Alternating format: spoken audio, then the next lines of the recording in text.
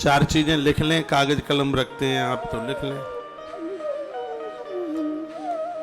यथा चतुर्भी कनकम परीक्षते निगर्षणच्छेदन तापताड़नै तथा चतुर्भी पुरुष परीक्षते त्यागेन शीलेन गुणेन कर्मणा।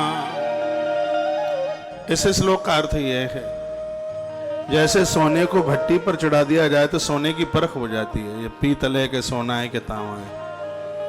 उसी प्रकार से चार चीज यदि मनुष्य में चल करके आ जावे तो उन चार चीजों से उसकी परख हो जाती है कि हकीकत में इसके अंदर मानवता है, इसके अंदर मनुष्यता है। ये चारों चीजें सबके पास हो। क्या क्या है वह? त्यागेन शीलेन गुणेन कर्मणः। इतने श्लोक में मैंने चारों बातें कह दी हैं। जीवन में त्याग होना चाहिए, शील होना चाहिए, गुणवत्ता होनी चाहिए और कर्मशील होना चाहिए। अंतिम श्वास तक काम करना ना छोड़े, कर्म करें। तीर्थों में भी जाते हैं तो कुछ न कुछ इन हाथ पांवों से करते रहें। धन से करने पर तो पुण्य मिलता ही है, शिव महापुराण में लिखा है। एक बात मैं और आपको निवेदन कर दूं, 25 जुलाई से लेकर 24 अगस्त तक विशाल कार्यक्रम श्री शिव महापुराण कथा का है। ये मन सोचेगा कि हम तो पिछली बार जजमान बन ही गए हैं, अब क्या जरूरत है। यदि कोई व्यक्ति शिव महापुराण का 11 बार आयोजक बन गया है, जजमान बन गया है, महामृत्युंजय देव स्वयं ही उसको लेने को आएंगे।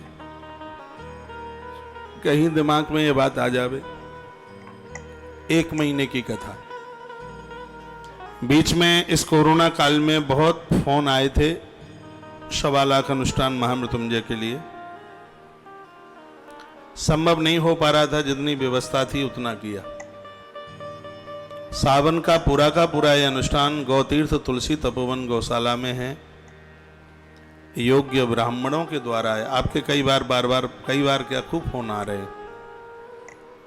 इसकी वैसे मैं शुरुआत 16 तारीख से इसका अनाउंस करने वाला हूं, जिस दिन श्रीमद् भागवत जी बैठेगी। परसों ही है 16 तारीख। उसका बिल्कुल विधिवत पूरे अनुष्ठान का आपको सब कुछ बता दिया जाएगा।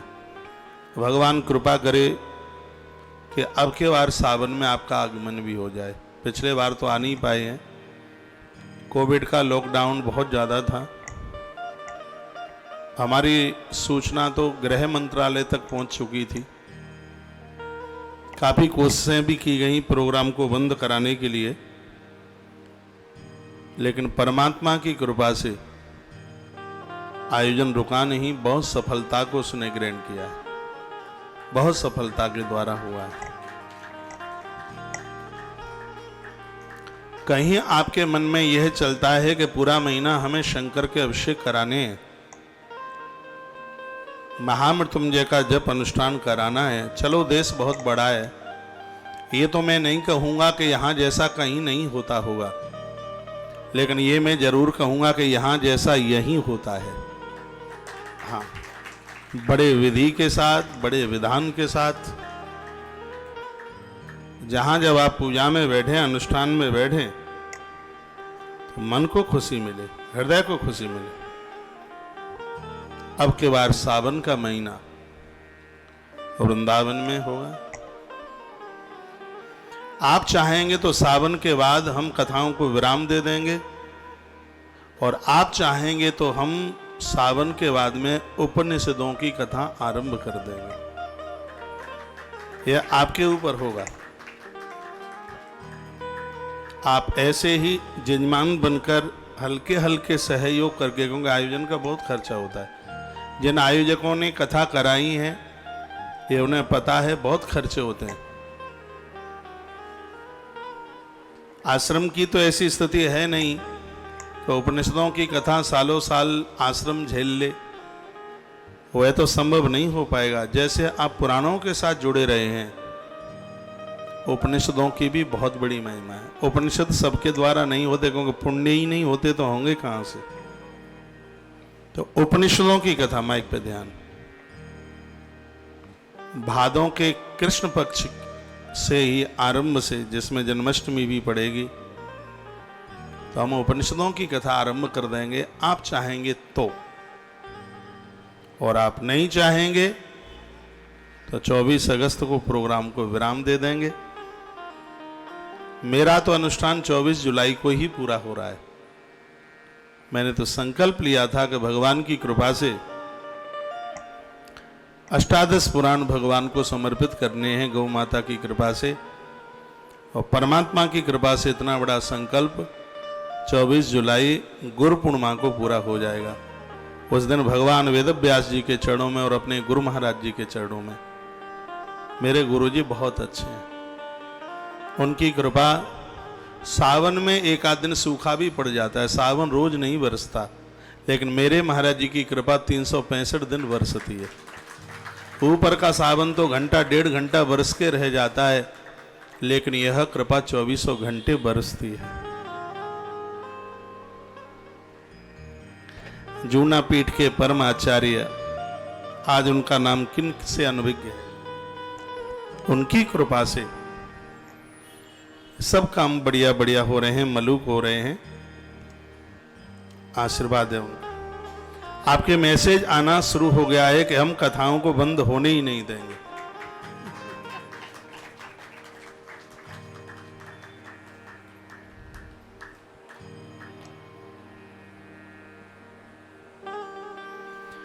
बोलिए बांके बिहारी लाल की।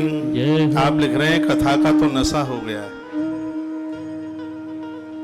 मन तो मेरा भी नहीं होता है कथाओं को विराम देने के लिए। अब देखो, ईश्वर आपके कान में फूंक मारेगा, कथाएं बढ़ेंगी। अभी मुझे मायरा सुनाना है इन्हीं दिनों के बीच में। राजस्थान की भाषा में, मारवाड़ी में तो आता नहीं है, लेकिन यहाँ की भाषा में मायरे का आनंद जरूर ले लेंगे। माइक खोलिए। सबकी भाषा में है यह मायरा, और हमारी भाषा में इसको एक नया टाइटल मिलेगा, उसका नाम होगा नरसी जी का भात। बैनर पर मायरा शब्द नहीं होगा, इसका नाम होगा नरसी जी का भात। आपने मायरा बहुत सुना है, एक बार आप ये मायरे, मेरे महाराज श्री जी को प्रणाम कीजिए। टेलीविजन पर बहुत सुंदर छवि देख रहे हैं, यह हमारा भाग्य है। हाँ, क्या भगवान की कृपा के बिना कोई गुरु मिल जाते हैं? भगवान की कृपा होती है तब ही मजे हुए गुरु मिलता है। गो शब्द अंधकारोस्तिरु शब्द है प्रकाशता। अंधकार के दलदल से जो खींच करके प्रकाश के पहाड़ पर बैठा दे, वह गुरु है। एक बार जयकारा लगाओ, बोलो भक्त वत्सल भगवान की जय हो। हनुमंत, आप जयकारा लगाने में बहुत कंजूस हैं, भारी कंजूस, एक नंबर के कंजूस। 100 में से 100 नंबर है कंजूसाई में, जयकारा लगाने वाले में। बोले बांके बिहारी लाल की जय हो। अब उदार बन गए। माइक खोलो भाई। 4 चीजें, इनको कभी भुलाना नहीं है, इन चारों को हृदय में संभाल के रखना है। क्या क्या? त्यागेन शीलेन गुणेन कर्मणा। सबसे पहला है त्याग, दूसरा है शील, लज्जा भी कह देंगे उसको, और तीसरा है गुण। न जाने कौन से गुण पर दयानिधि रीझ जाते हैं। आप सबके चरण छूते हैं, विनम्र जीते हैं जिंदगी, यह गुण है। ये बिना, ये गुण है, ये सबको आदर करते हैं, मान करते हैं, गुण है। और एक बात और मैं आपको निवेदन कर रहा हूं, विचारों की भाषा बोलूंगा, और एक चौथा है, उसका नाम है कर्म। सबसे पहले है त्याग। त्याग का मतलब होता है छोड़ने की भावना रखिए। आप बहुत दान करते हैं, लेकिन पान मसाला नहीं छोड़ते तो आप त्यागी नहीं है। आप बहुत दान करते हैं, आप बीड़ी सिगरेट गुटखा तम्बाकू नहीं छोड़ते तो मेरे लफ्ज में तो आपका त्याग फीका है, आप त्यागी नहीं। जो चीज तुमको सबसे बढ़िया लगती है खाने पीने में, लेकिन उसको दुर्गुण में लिया गया है, उसको छोड़ देना बहुत बड़ा त्याग है। ऐसे त्यागी बनिए। सिर्फ नाम के लिए ही त्यागी नहीं, हकीकत में त्यागी। व्यसनों को छोड़िए, ये त्याग है। ये व्यसन बड़े खतरनाक है, दीमक की तरह सब कुछ खत्म कर देते हैं। रात को जब बिस्तर पर आप पहुंचे तो श्रीमद् भागवत जी का एक श्लोक आप याद कर लें। मैं आज भी स्टूडेंट हूं, विद्यार्थी हूं, मैं सीखता हूं, आप भी सीखिए। श्रीमद् भागवत स्कंध नंबर 11, ज्यादा विस्तार नहीं करूंगा क्योंकि अब तो परसों से कथा भागवत जी की शुरू होनी ही वाली है। स्कंद 11 अध्याय नंबर 2 श्लोक नंबर 36। इस श्लोक को याद कर लें। भोजन की थाली से उठें तो ये श्लोक बोलें, दुकान का शटर खोलें तो ये श्लोक बोलें, रात्रि को बिस्तर पर पहुंचें तो ये श्लोक जरूर बोलें। कायेन वाचा मनसेन्द्रियर्वा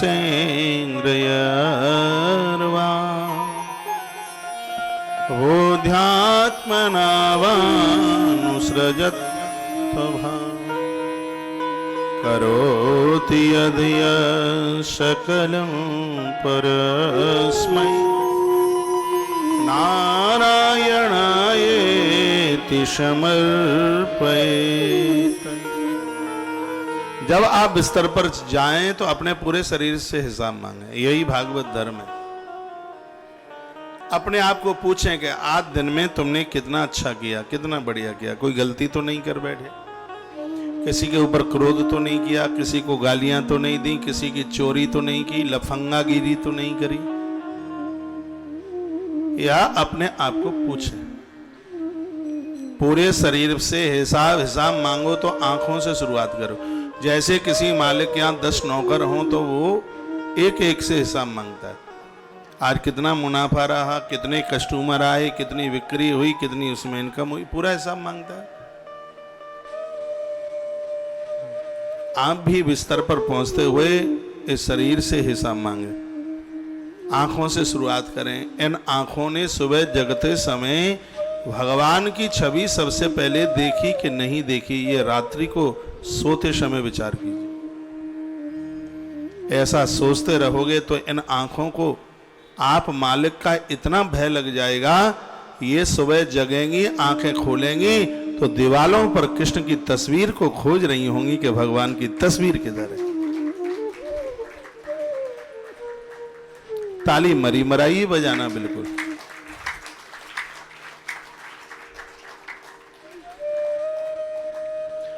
आंखों को पूछिएगा भगवान की छवि देखी कि नहीं। इन आंखों की खुराक है यह भगवान का दर्शन। एक भी दिन ऐसा आपका ना निकले जिस दिन आप सूर्य भगवान का दर्शन ना करें, क्योंकि यमराज सूर्य का बेटा है और जो सूर्य का पुजारी है यम की एक नहीं चलेगी, वहां अपराधी नहीं होंगे। हनुमान जी की गुणवत्ता है, वह सूर्य देव के पुजारी है। ये जितने भी देवता हैं वो सब सूर्य भगवान को प्रणाम करते हैं। जितने भी देवता हैं सूर्य के पुजारी है। भोजन लेके जा, ए बेटा भोजन ले, जल्दी आइए, मुकुंद को लगाते हैं।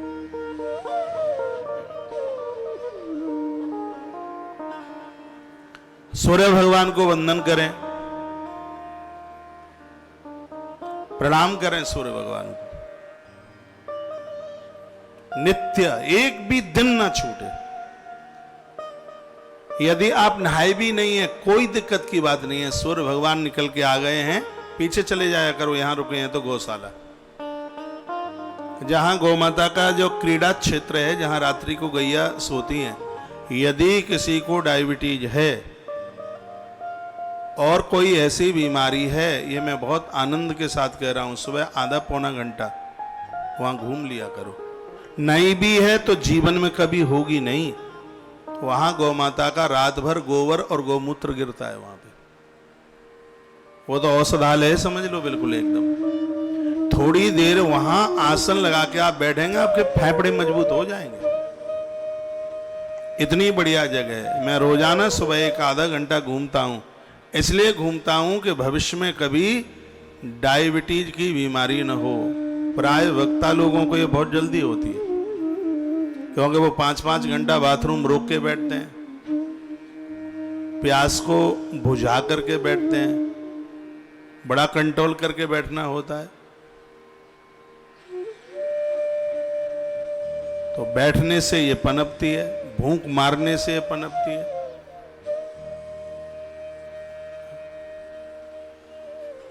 तो उसके लिए आप पीछे घूमिए, उससे स्वास्थ्य बहुत ठीक रहेगा, बढ़िया रहेगा। तो ये श्लोक इतना अद्भुत है कि इसके ऊपर चाहे जितना बोला जा सकता है। कायेन वाचा मनसेन्द्र यर्वा बुद्ध्यात्मना वांश दस्वभावात् करोति यदियत सकलम परस्मै नारायणायेति समर्पयेतत्।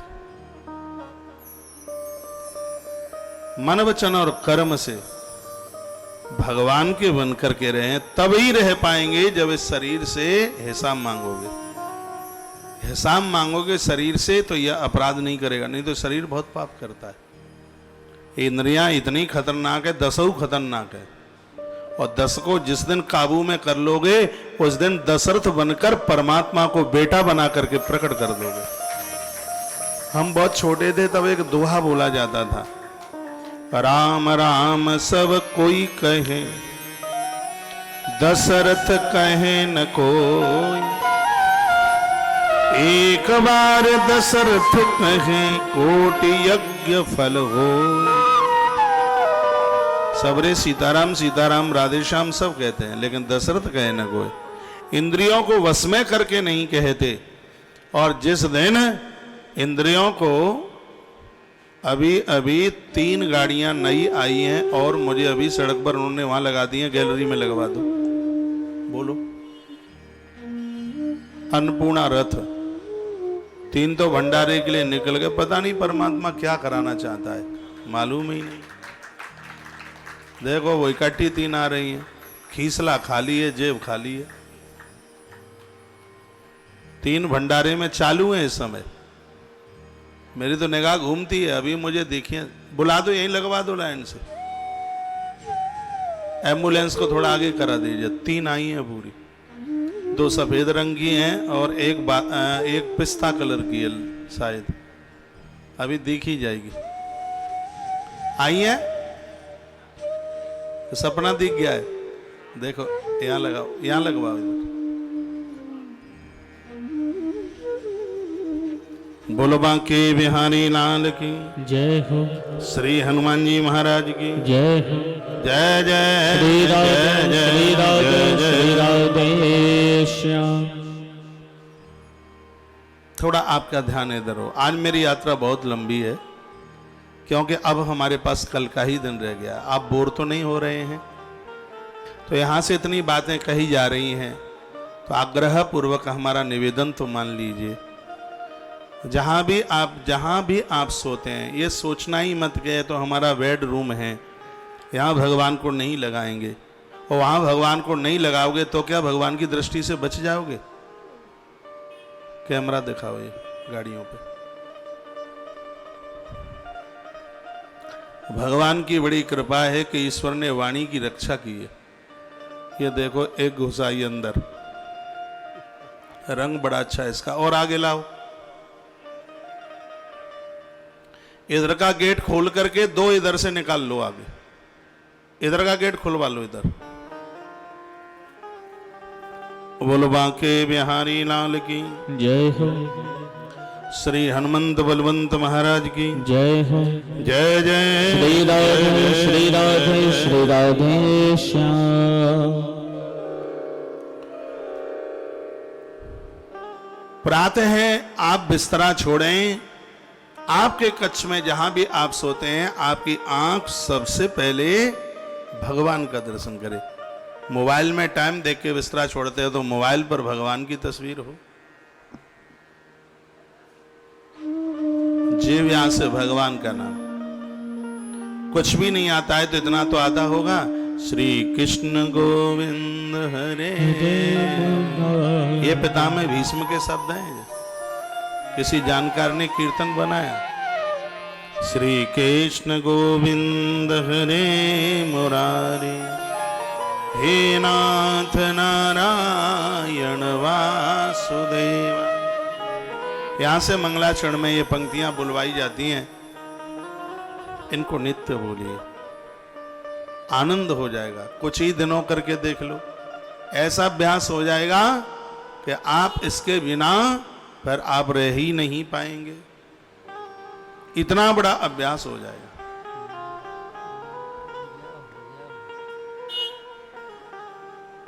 और ले आओ आगे, दादी मैया हट लो और आगे ले आओ थोड़ा। श्री राधे। पता नहीं क्या होने वाला है भैया राम लखन, समझ में नहीं आ रहा कुछ। और भी है, और भी है, और भी है पीछे, दो और हैं, लगा दो लाइन में। ले क्या करें मोहन भाई।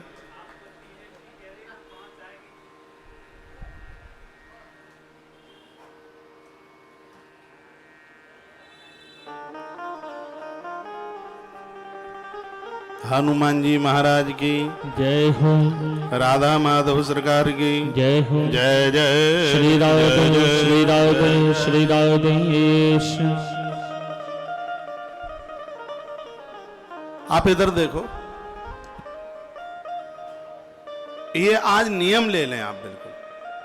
आप में मेरी बहुत माताएं, बहुत बहनें, बहुत भाई लोग ऐसे हैं, आंखें मीड़ते हुए धरती पर पांव पटकते हैं, कभी भी वो धरती माता के चरण नहीं छूते, प्रणाम नहीं करते। मेरे महाराज जी कहते हैं कि धरती पर मत्था टेक के प्रणाम करो। सब कुछ धरती का, सब कुछ आपका होगा। जिसके ऊपर मां धरणी कृपा कर दे, उसके जीवन में किस चीज की कमी हो सकती है? कोई कमी नहीं हो सकती। यह अपना नियम में ऐसा बना लें, दुर्गुणों को छोड़ें। तो ये चार बातें मैं आपको ग्रंथ के माध्यम से बता रहा हूं, निवेदन कर रहा हूं। त्यागेन शीलेन गुणेन कर्मणा।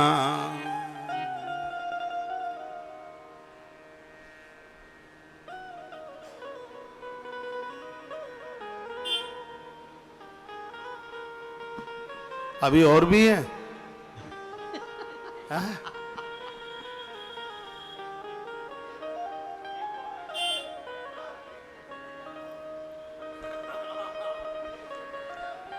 हरिद्वार मत पहुंचा देना यहां से।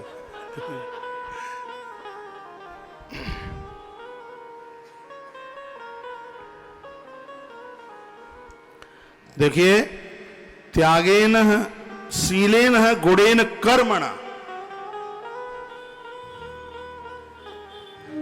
आप कहते होंगे पूरा दिन एक ही श्लोक में निकल जाता है, भगवान ने कृपा करी है सो एक ही श्लोक में निकल जाता है पूरा दिन। इस श्लोक का व्याख्यान भी बड़ा अद्भुत, आनंद होता है उसमें। अभी तक तो हमने ये सुन लिया है, समझ लिया है, कपड़े कम पहनो यही त्याग है, पैसे को मत छुओ यही त्याग है।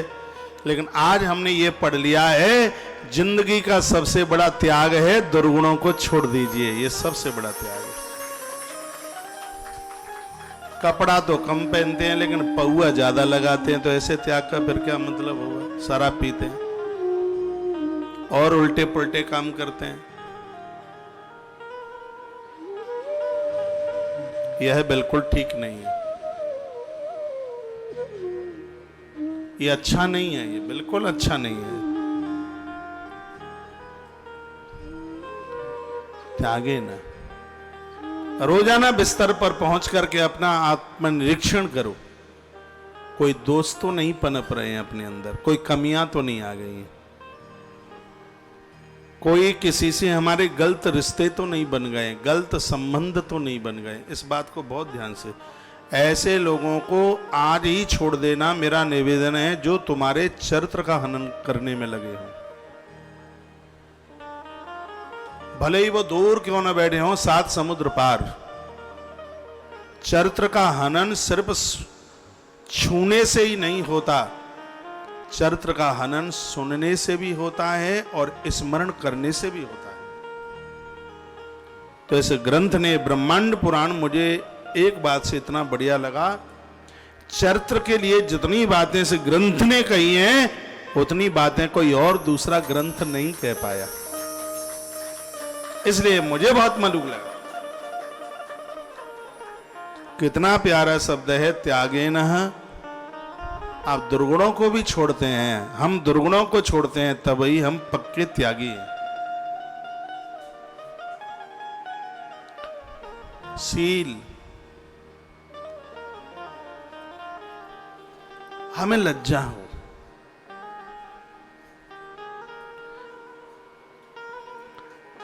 ब्राह्मण के पास संतोष नहीं होगा, बेकार है। क्षत्रिय के पास शौर्य नहीं होगा, बेकार है। वैश्य के पास देने की भावना नहीं होगी, बेकार है। कनिष्ठ के पास सेवा न हो, बेकार है। उसी प्रकार से नारी के पास सील ना हो तो बिल्कुल बेकार है। लज्जा हो जीवन में, शीलता हो जीवन में।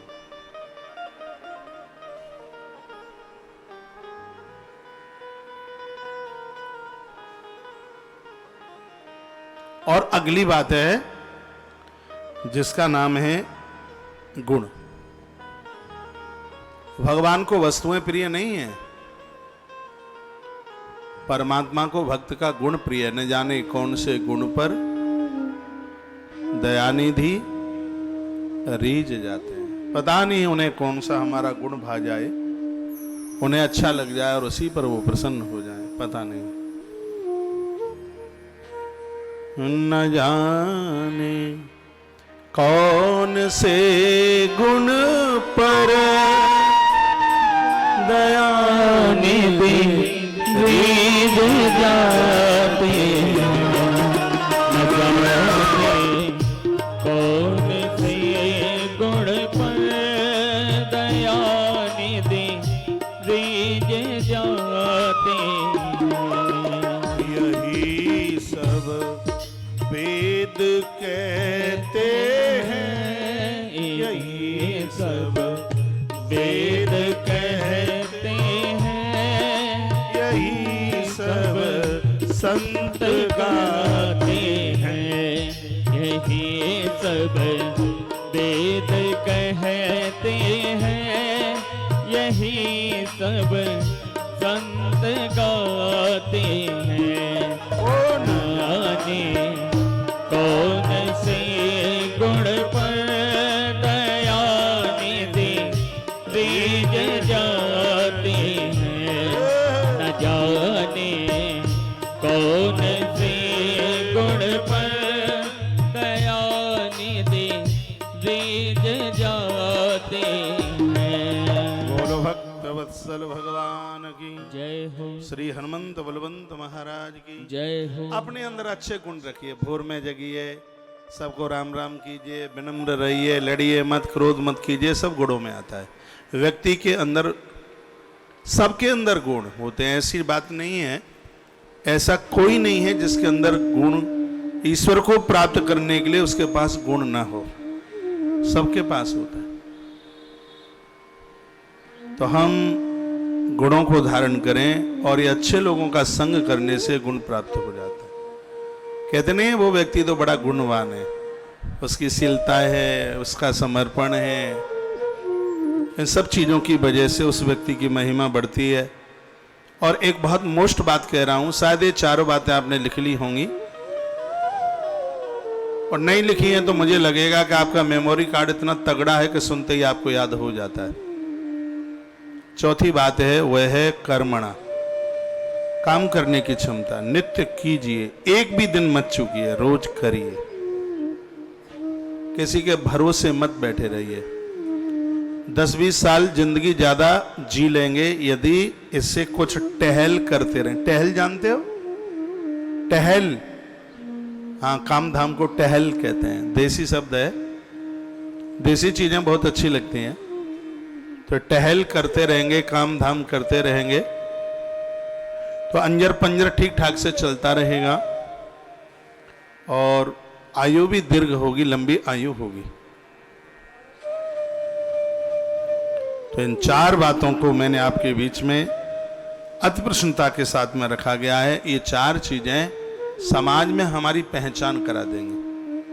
कर्म करने में उत्साहित रहिए, उत्साहीन नहीं, उत्साहित।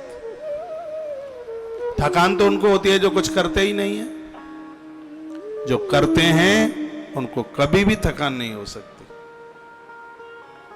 घर में भरोसे मत रहिए कि वो कर दे, वो कर दे, वो कर दे। क्यों कोई कर दे? हमें करना है, अपना काम हम खुद करेंगे। और मैं निवेदन करूंगा कि मेरे भारत से समृद्ध कोई देश नहीं है। जितना युवा भारत के पास में है उतना किसी के पास नहीं है। लेकिन इस देश का जितना युवा अपने आप को प्रयोग नहीं कर पा रहा है, ऐसा और देश में नहीं है। और देश के युवा, चीन आदि जो देश हैं, यहाँ का युवा जितना भी है वो काम में लगा हुआ है। हमारे यहाँ तो गाँवों में आप देखेंगे 17 साल से लेकर के 55 साल तक के तुम्हें इतने लोग मिल जाएंगे जो दिन में 2 रुपए का भी काम नहीं करते। इस नीम के नीचे सोते रहेंगे, उधर सोते रहेंगे, उधर सोते रहेंगे, ताश खेलते रहेंगे, गुटखा खाते रहेंगे, चिलम खींचते रहेंगे, 2 रुपए का काम नहीं करते। और गांवों में नहीं, ऐसे शहरों में भी मिल जाते हैं। तब कभी लगता है कि इन लोगों का जीवन क्या क्या जिंदगी है। गांवों में खेत होता है, 3 साल में 1 बीघा बेच लेते हैं। आजकल सड़क के सारे आ गए हैं खेत, अच्छा पैसा मिल जाता है, काम धाम करते नहीं, बढ़िया स्कॉर्पियो लेके आएंगे ना, और ज्यादा और महंगी गाड़ी लेके आएंगे। फिर हुक्का का धुआं नाक से थोड़े ही निकलता है, कानों में होके निकलता है। अभी भविष्य पुराण हमने कहा है पिछले दिनों में, तो भविष्य पुराण में लिखा है कि किसी के पास ये धन की ढेरी हिमालय पहाड़ के बराबर हो, इतना धन किसी के पास हो कि उस धन की चोटी हिमालय पर्वत के बराबर हो, और खर्चा ही हो, 1 रुपया की आवक न हो, तो हिमालय जैसी चोटी भी समाप्त हो जाएगी संपदा की। आवक होनी चाहिए। लोग कहते हैं कि 4 साल काम कर लो, बैंक में जमा कर देंगे, फिर खाते रहेंगे। वो तो कब चला जाएगा पता भी नहीं लगेगा। ऐसा थोड़ा कुछ करें कि जिससे आवक ना रुके, तो होता रहे, चलता रहे। वो तब होगा जब आप कर्मशील होंगे, आप काम करने वाले होंगे। मेरी माताएं भी घर के कामों को टाइम से कर लें, निपटा लें, और पुरुष लोग भी। रात्रि को नारी घर के बाहर सुरक्षित नहीं है, तो दिन में पुरुष लोग घर में सुरक्षित नहीं है, बिगड़ जाएंगे। मैं तो कहता हूं अपनी बहनों को कि 9 बजे 9:30 बजे इनको धक्का देके घर से बाहर निकालो, कहो कि जाओ कमाने के लिए। मैं अपनी बहनों को आग्रह पूर्वक कहूंगा, दिन में इनको घर में मत रहने दो बिल्कुल। कभी कभी ऐसा होता है, नीचे दुकान ऊपर मकान, बस वो दुकानदार खटखटाएगा तभी जाएगा। नहीं, 10 किलोमीटर दूर की दुकान में जो व्यवहार है, नीचे दुकान ऊपर मकान, वही व्यवहार होना चाहिए। इनको कहिए 9:30 बजे जाओ, रात को 8:30 बजे आना। दिन कमाने के लिए, रात सोने के लिए। कर्मशील बनिए, कर्म कीजिए।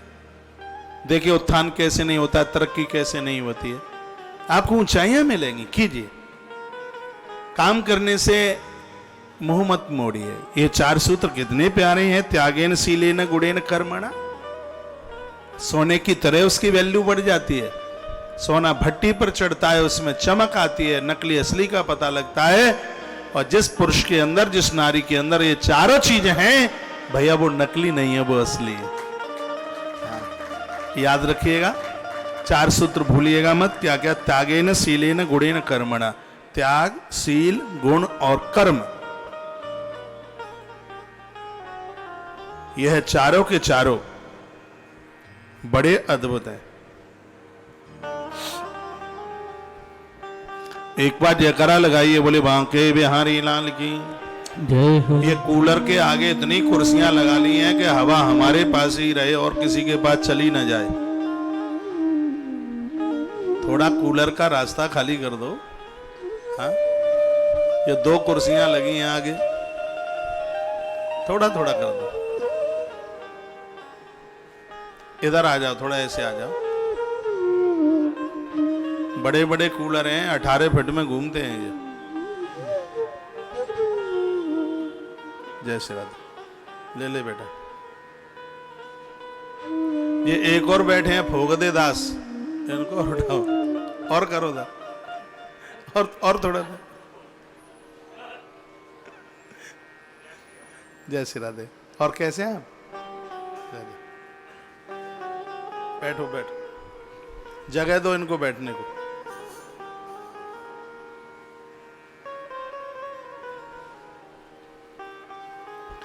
ये सामने, इनका नाम तो मुझे पता नहीं है, वो बैठे हैं कूलर के पास बाबा। इनके शरीर में बहुत सफेद दाग है।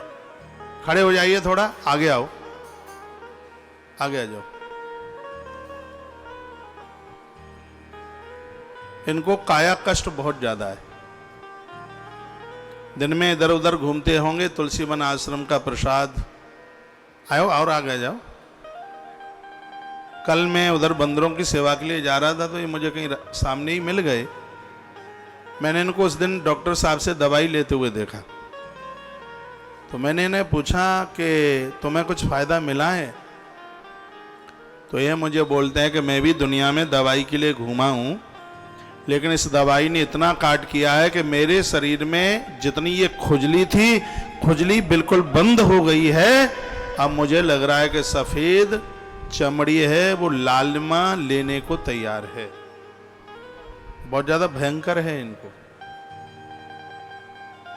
ये बोल रहे हैं कि दवाई से मुझे फायदा मिल रहा है और मैं अगले शिविर का इंतजार कर रहा हूं। 15 दिन की दवाई मिली है, 21 तारीख का शिविर है। तुलसी वन आश्रम के इस पवित्र परिसर में, सिरादे तुलसी वन आश्रम के पवित्र परिसर में 21 तारीख को फिर, आप चले जाओ पीछे, निःशुल्क स्वास्थ्य चिकित्सा शिविर है। जो लोग आ सकें, जितने भी आ सकें, 1000 भी आ जाएंगे तो भोजन की भी व्यवस्था पूरी होगी और दवाई की भी व्यवस्था पूरी होगी। जो 7 तारीख को यहां शिविर लगा हुआ था और जिनको दवाइयां मिली 15 दिन की, उन लोगों के फोन आना शुरू हो गया है। एक बालक है आयुष रायपुर, उम्र होगी उसकी 17 साल की, उसके पामों में सफेद दाग। फोन पर मेरी बात हो रही थी, मैंने पूछा कुछ फायदा मिला है? बोले कि महाराज जी लालिमा आना शुरू हो गया है और आगे बढ़ना बंद हो गया है। ऐसे और भी फोन है। देखो इन सब कामों में स्वार्थ तो है नहीं, बस यही है। राम मोहन आचार्य जी यहां से बोल रहे थे, जीने का बस वही अधिकार है कि हमारे जीने से बहुतों की जिंदगी, उनका जीना आनंददायक हो जाए तो हमारा जीवन जीना सफल हो जाएगा। यदि दास के माध्यम से यदि कि ऐसा कुछ होता है, लोगों के लिए अच्छा होता है, बढ़िया होता है, भला होता है, तो इससे ज्यादा और हमारे लिए क्या प्रश्नता की बात होगी। जो भी लोग आ सकें। डॉक्टर साहब श्री गौतम जी बड़े हुनरदार हैं और सबसे आनंद की बात यह है कि बड़े धर्मार्थी हैं। बोले पैसा कमाने के लिए तो कोई बड़ी बात है पैसा कमाना, क्योंकि महाराज जी इस धरा पर कितने डॉक्टर्स लोग हैं, मैं तो भाग्यशाली हूं कि आपने मेरा चुनाव किया है। मैंने कहा मैंने नहीं, ये भगवान ने आपका चुनाव किया है। वह पुनः दिल्ली से अपनी टीम के साथ 21 तारीख को सुबह जल्दी पहुंच रहे हैं। इस शिविर में जरूरतमंद लोग जरूर भागीदारी लें। जो इस बीमारी से परेशान हैं उनके लिए बड़ा सुनहरा मौका है, बहुत बढ़िया मौका है। मैं इनका आपको नंबर दिए देता हूं, इनसे कभी डायरेक्ट सीधे आपको बात करनी हो तो मैं तो कहूँगा ये नंबर तो आप लिख लें और उनसे सीधे बात कर लें। कहीं किसी भी प्रकार की कोई दिक्कत है, बिना पहुंचे ही शायद आपका काम चल जाए, आप उनको वीडियो कॉलिंग पर दिखा दें, वो वहीं से कोई दवाई बता दें, ऐसा भी तो हो सकता है। तो यदि वो आने के लिए कहें तो आप जरूर आइए, उनका नंबर मैं आपको दिए देता हूँ। और ये सिर्फ स्पेशलिस्ट सफ़ेद दाग के ही नहीं है, किसी भी प्रकार की एलर्जी, किसी भी प्रकार का चर्म रोग,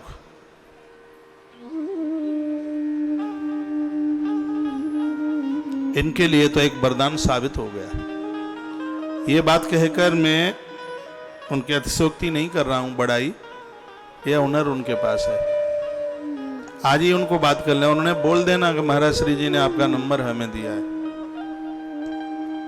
नंबर है इनका 999 766 6990, यानी 99 97 66 69 यानी 69 फिर 90, ये नंबर है। कई बीमारियां हैं, दाद, खाज, खुजली, एक्जिमा और पता नहीं कौन कौन सी हैं, ऐसी चर्म रोग की तमाम बीमारियां, एलर्जी, जिसको गेहूं से एलर्जी हो उसके लिए बड़े सुपरहिट हैं ये। कई लोगों को गेहूं खाने से बड़ी एलर्जी होती है, ये तो इनके लिए 15 दिन का खेल है, 15 दिन में इस बीमारी को खत्म कर दें।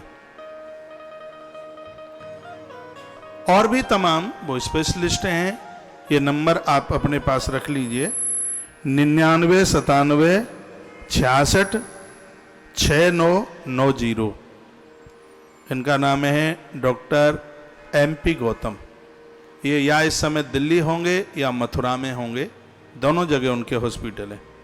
एक बार जयकारा लगाइए, बोले बांके बिहारी लाल की जय हो, श्री हनुमान जी महाराज की जय हो, जय जय श्री राधे जय जय, श्री राधे जय जय। श्री राधे। गौतम जी आश्रम के परम भक्त हैं।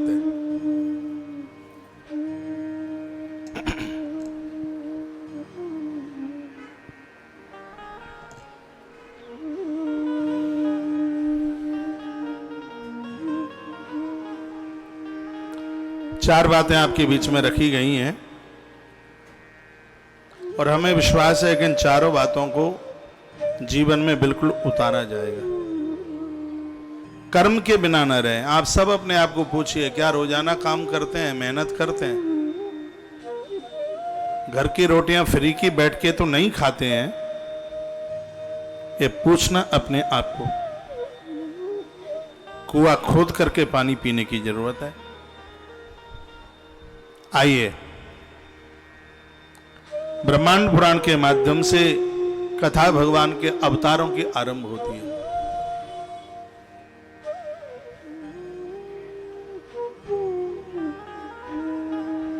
बोली बांके बिहारी लाल की जय हो, श्री हनुमंत बलवंत महाराज की जय हो, जय जय श्री राधे जय जय, श्री राधे जय श्री जय। राधे।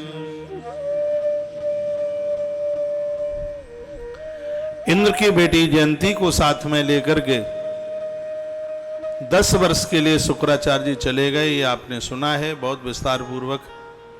उन्होंने एक बेटी को जन्म दिया जिसका नाम था देवयानी। यह इंद्र की देवराज इंद्र की देवती थी देवयानी। गुरुदेव बृहस्पति जी ने शुक्राचार्य का भेष बना करके दैत्यों को छलने की बड़ी कोशिश की। समाज को बचाने के लिए छल भी करना पड़े तो हमें करना ही चाहिए। समाज बचे कैसे भी, दैत्यों से, दुर्गुण से समाज बचे। भगवान ने यही तो किया। कृष्ण ने और क्या किया है? कृष्ण को तो मनियारिन का भेष बनाना पड़ा, पता नहीं और क्या क्या वह बने। धर्म की रक्षा के लिए जो जो वो कर सकते थे वो सब उन्होंने किया, सब किया। धर्म की रक्षा के लिए उन्हें झूठ बोलने की जरूरत पड़ी तो वो झूठ भी बोले। धर्म की रक्षा के लिए उनको मर्यादा तोड़ने की जरूरत, उनको अपनी प्रतिज्ञा तोड़ने की जरूरत पड़ी तो उन्होंने तोड़ दिया। 2 प्रतिज्ञा तो मेरे ही दिमाग में उन्होंने तोड़ी है। 3 एक तो प्रतिज्ञा उनकी ये थी कि मैं झूठ नहीं बोलूंगा, लेकिन वो कहते हैं अश्वस्थामा मारा गया, युधिष्ठिर को कहा बुलवा दो। मरा था हाथी, उन्होंने कहा अश्वस्थामा, क्योंकि यह बोलने से धर्म की रक्षा हो रही थी। एक उनकी प्रतिज्ञा यह थी कि मैं कभी किसी के गर्भ में नहीं जाऊंगा, लेकिन धर्म रक्षा के लिए माता उत्तरा के गर्भ में भगवान कृष्ण गए। कृष्ण और भीष्म में यही तो अंतर है। भीष्म बस उसी खूंटे से बंधे, जी हमने तो ये कह दिया है कि हस्तिनापुर की गद्दी पर जो बैठा होगा उसी में हम अपने पिता के दर्शन करेंगे।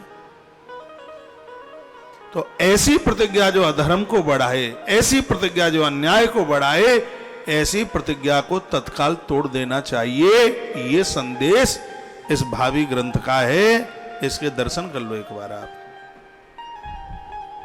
ऐसी प्रतिज्ञा जो अपराधों को बढ़ाए, ऐसी प्रतिज्ञा की जरूरत क्या है?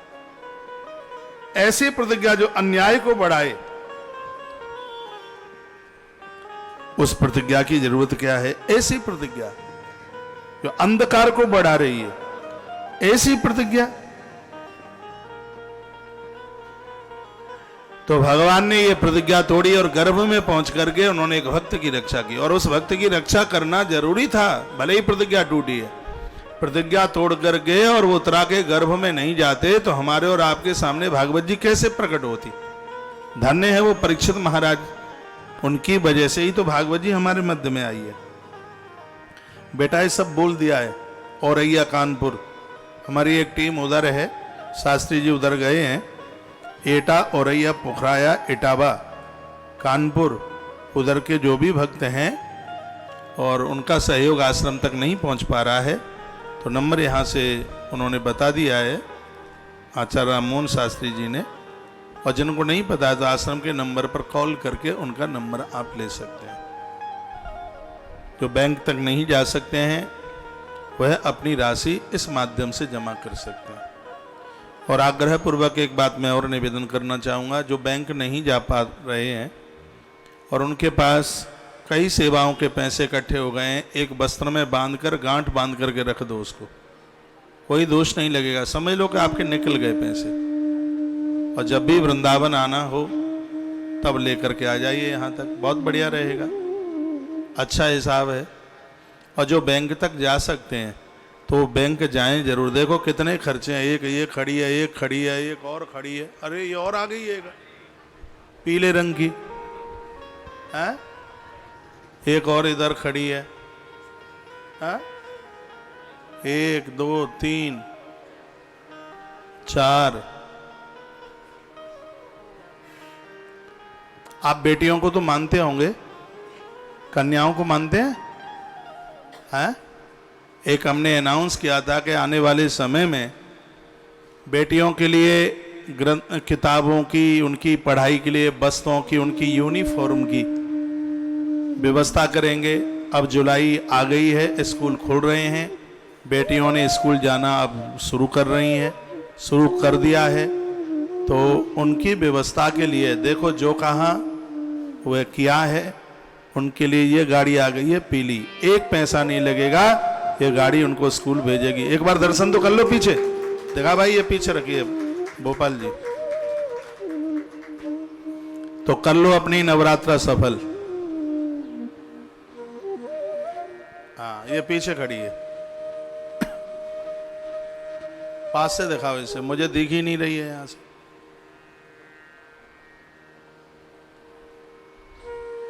बोलो बांके बिहारी लाल की जय हो, श्री हनुमंत बलवंत महाराज की जय हो। चलो अभी उसके ऊपर तो मैं बोल दूंगा। सबसे पहले तो मैं आपको यह निवेदन कर दूं, आपको बोल दूं, तुलसी वन आश्रम की जो सेवाएं हैं बहुत भगवान की कृपा से दिन दूना रात्रि चौगने के रूप में उभर रही हैं। और कहना क्या है वो तो आप देख ही रहे हैं। हाँ, प्रत्यक्ष के लिए प्रमाण की क्या जरूरत पड़ती है, क्या आवश्यकता होती है।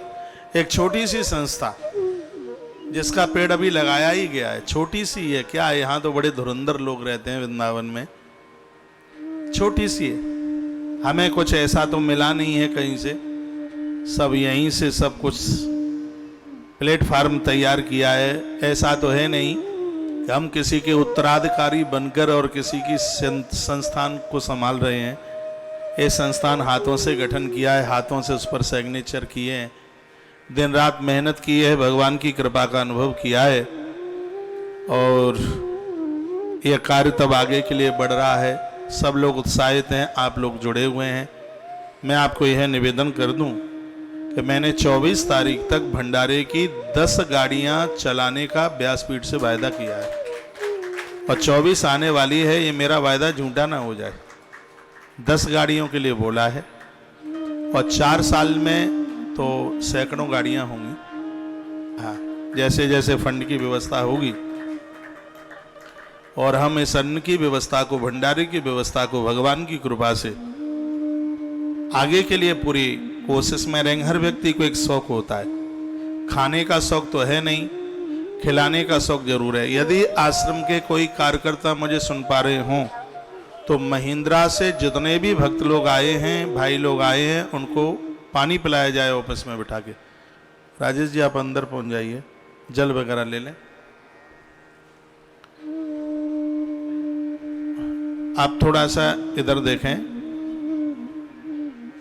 ये 10 गाड़ियां चालू हो जाएं। अभी 3 ही चल रही हैं। आज सुबह की फोटो में आपने देखी होंगी 3 गाड़ियां। अब इतनी ही व्यवस्था, वो 3 की भी व्यवस्था हुई कहाँ है, बस वो चल ही रही हैं और यह आपके सहयोग के बिना ये संभव नहीं हो पाएगा। एक गाड़ी का मतलब है, एक गाड़ी भंडारे की चलाने का मतलब है कम से कम 4 लाख रुपया उसके ऊपर महीने का खर्चा। 3-4 लोगों का स्टाफ है उसमें और लगभग 15,000 रुपए का, मैं तो 4 ही समझ रहा था लेकिन मुझे ऑफिस से जानकारी मिली है एक गाड़ी का खर्चा 4,63,000 रुपए का, 64,000 रुपए का एक महीने का है। तो एक गाड़ी पर 4.5 लाख रुपया मान करके चल लें और 10 गाड़ी भी चालू कर दी हैं तो इसका मतलब है कि 45 लाख रुपया हर महीना इनके ऊपर, भंडारे के ऊपर खर्च करने को चाहिए। तो ऐसी छोटी सी संस्था के लिए और मुझ जैसे एक छोटे से आदमी के लिए 45 लाख रुपया हर महीना सिर्फ भंडारे के ऊपर खर्च करने के लिए, तो गौशाला के तो बहुत मोटे खर्चे हैं। गौशाला में एक ट्रक डेली आता है, रोजाना सुबह ही पहुंचता है चोकर का। 300-400 मन रोजाना हरा चारा आता है। बाहर घूमने वाली गौ माता के लिए भी आश्रम, पानी के लिए भी, टंकियों के लिए भी आश्रम दिल खोल करके खड़ा हुआ है। तो संस्था अपने इस काम में जो लगी हुई है, इसके सहयोग, अभी रुकिए, अभी थोड़ा रुकिए, 5 मिनट बाद बुला लूँ। तो इसके आप सहयोगी बनिए और आपको यह लग रहा है कि ये काम बहुत बढ़िया है, बहुत अच्छा कार्य है, तो इस अन्नपूर्णा माँ की रसोई से आप पीछे मत रहिए। अन्नपूर्णा माँ की रसोई में बढ़ चढ़ करके योगदान कीजिए, बढ़ चढ़ करके।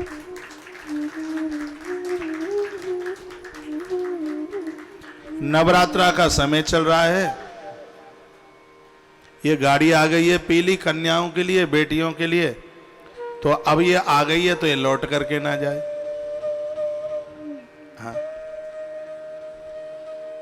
मैंने तो ये अभी बुलाई भी नहीं थी। रास्ते में से राजेश भैया का फोन था, महाराज जी एक इतनी बढ़िया गाड़ी है हमारे पास और ये आपके काम में बहुत ये ठीक रहेगी, बढ़िया रहेगी। हमने कहा एक बार ले आइए, देखते हैं। अब कथा के बाद में अच्छी लग रही है, पीले रंग की है, पीला तो वैसे भी जमता है।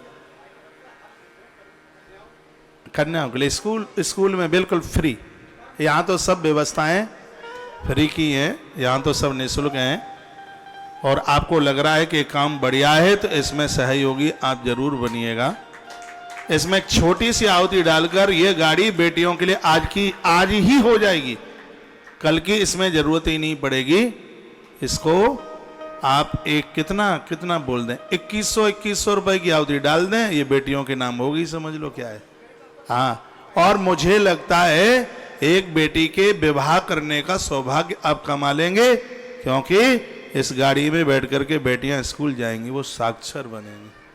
इसमें कहीं किसी का भी किसी भी प्रकार का लोभ नहीं है, प्रलोभ नहीं है। आपको लगता है कि ये भी सेवा बहुत बढ़िया है, तो ये बेटियों का, इसका हमने नाम भी रख दिया, इसका नाम है लाडली वाहन, लाडो वाहन, लाडो वाहन, लाडो वाहिनी समझ लो कितनी सुंदर है, पीछे से तो बड़ी मलूक लग रही है। तो इस लाडो वाहन में भी आप एक एक आहुति डाल करके आनंद कर दीजिए। लाडो वाहन से रुकना मत बिल्कुल पीछे, ये लाडो वाहन आज ही लाडो का हो जाइए, इसको लगा देंगे बेटियों की सेवा में। आश्रम के सभी नंबर आपके पास में हैं, आप आश्रम के नंबरों पर संपर्क करते हुए और लाडो वाहन का आप जरूर सहयोग करें। ठीक है, बोलिए बांके बिहारी लाल की जय हो, हनुमान जी महाराज की जय हो। नो साउंड लिख के आ रहा है, क्या बात है भैया, ऐसा ना करो, मेरी आवाज भक्तों के पास तक पहुंचे। ये मेरी आवाज भक्तों के पास तक नहीं पहुंचेगी तो ये लाडो वाहन चलेगा कैसे फिर? देखो इसको चेक करो, आवाज क्यों नहीं पहुंच रही है। बहुत मैसेज एक साथ आए हैं कि आवाज नहीं जा रही। लाडो वाहन के आप सहयोगी बनिए, और वो भी सत्संग टीवी पर आया है लिख करके कि आवाज नहीं आ रही है। तो आज बहुत गाड़ियां आ गई, 1 2 3 4 हैं, 4 गाड़ी तो अभी अभी पहुंच गई हैं। तो मैंने आपके बीच में लाडो वाहन की बात करी है, अन्नपूर्णा माँ की रसोई का तो आप कर ही रहे हैं सहयोग, लेकिन आज इस लाडो वाहन का भी सहयोग आपको ही करना है। इस दुनिया की बेटियां हमारी और आपकी ही बेटियां हैं, उनके साक्षरता के लिए, उनको साक्षर होने के लिए ये आपको करना ही है। यदि मेरी वाणी में सत्यता है, यदि मेरी जिह्वा पर ईमान है, यदि मेरे पास किसी भी प्रकार का स्वार्थ नहीं है, तो आपके बटुए की चैन तो मैं खुलवा ही लूंगा, क्योंकि मैं प्रकृति के काम के लिए निकल पड़ा हूं। मैं 24 घंटे परमार्थ के लिए जीवन जीता हूं।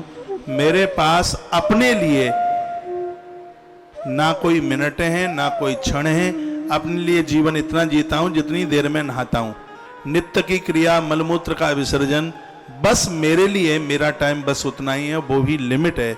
मैं 24 घंटे में से 18 घंटा काम करता हूं, 18 घंटा काम करता हूं, और 2 घंटा मैं ये और आपसे मिलना करना, मेरी नींद तो 3.5 घंटे की है।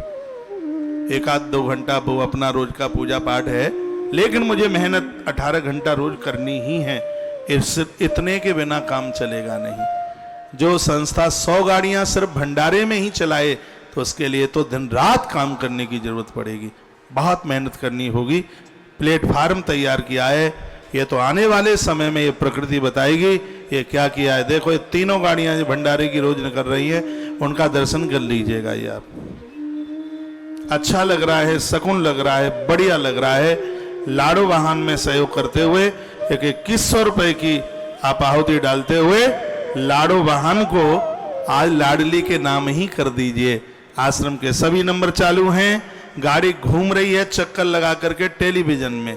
आहुति आपको इस यज्ञ में डालनी है। मैं यहाँ से एक छोटे से कीर्तन के साथ, और फिर अभी कथा इसको आप संस्कार टीवी पर आप सुनेंगे। कथा 3 बजे तक चलेगी। 3 बजे देखो ये वाहन कल ही बन के आया है, जो आप देख रहे हैं, देखो वो लग गई, बिल्कुल अपने भंडारे में लग गई। मैं आपको बोल दूं, इसके लिए सब पॉइंट बना दिए गए हैं, कहाँ कहाँ पर ये भोजन की व्यवस्था आपको सुबह से लेकर शाम तक चालू मिलेगी। सुबह मैंने बोल दिया है, और बीच में भी फिर मैं आग्रह पूर्वक आपको बोल दूंगा। आइए एक छोटी सी बात के साथ, छोटे से भगवत नाम कीर्तन के साथ, और हम कथा को आगे के लिए बढ़ाते हैं। भैया आप आ जाइए। संसार के माली ने संसार सजाया है,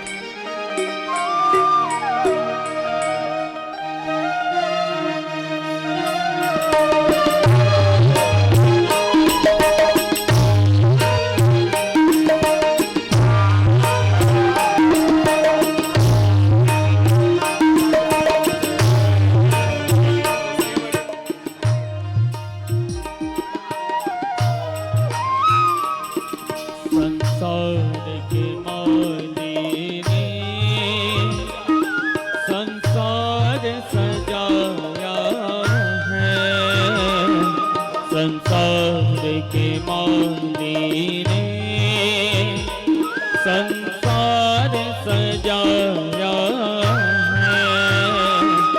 संसार सजा करके राधे कण कण में समाया है। संसार के माली ने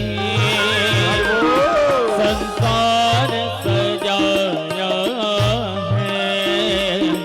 संसार सजा करके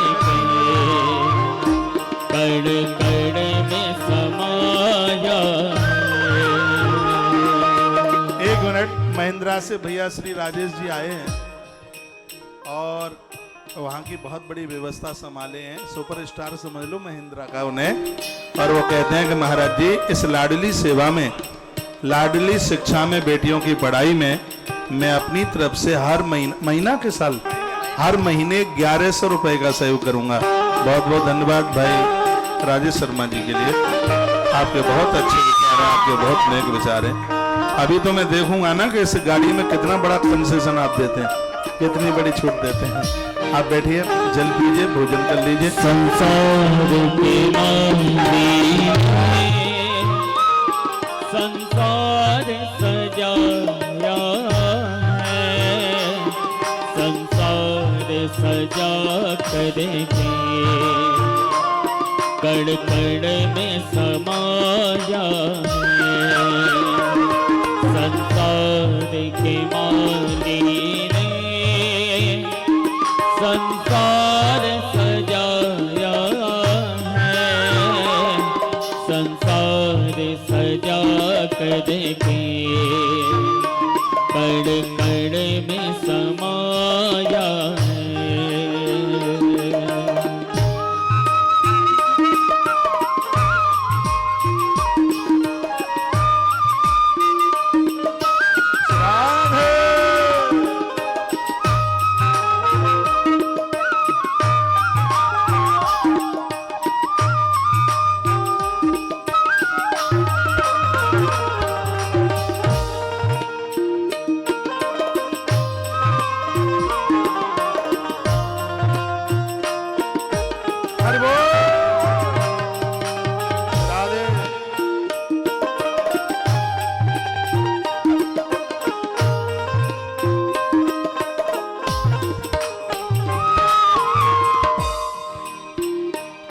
फूलों में बहारों में, पतझड़ में सितारों में।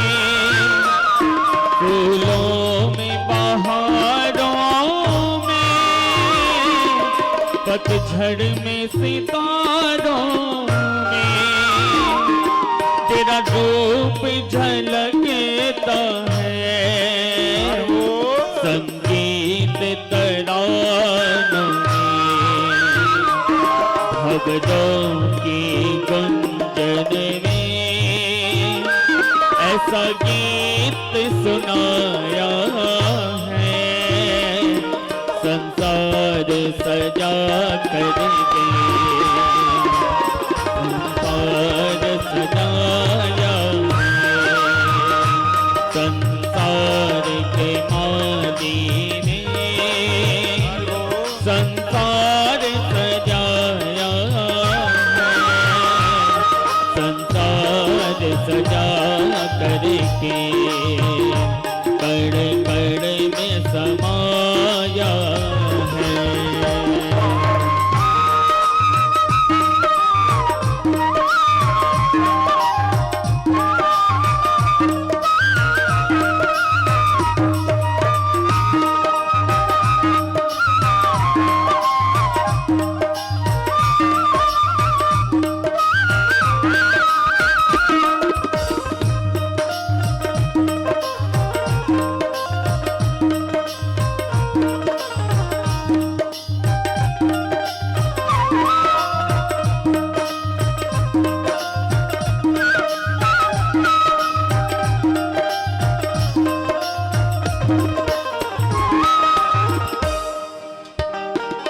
कहीं निर्मल धारा है, कहीं सागर प्यारा है।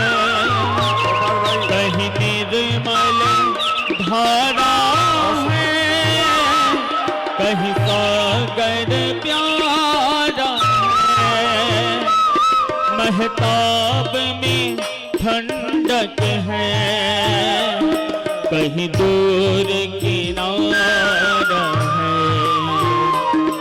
महताब में ठंडक है, कहीं दूर किनारा है। घनश्याम घटाओं में ऐसा जल बरसाया है, संसार सजा करके कण कण में समाया है। संसार के माली ने संसार सजाया है, संसार सजा करके कण कण में समाया है।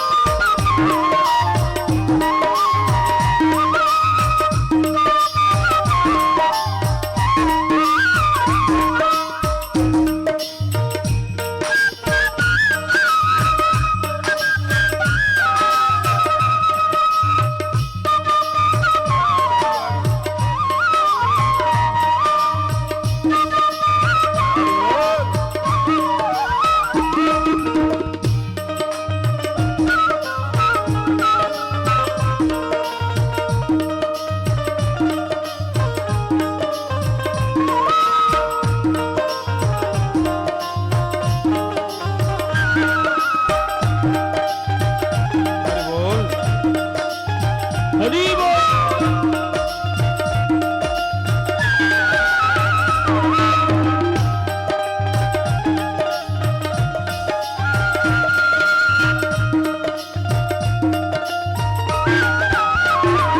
कोई चार के कंधों पर संसार से जाता है, कोई चार के कंधों पर संसार से जाता है। कोई ढोल बजा करके बारात सजाता है, कोई ढोल बजा करके बारात सजाता है। ये मेल है सृष्टि का, कोई पार न पाया है, संसार सजा करके कण कण में समाया है। संसार के माली ने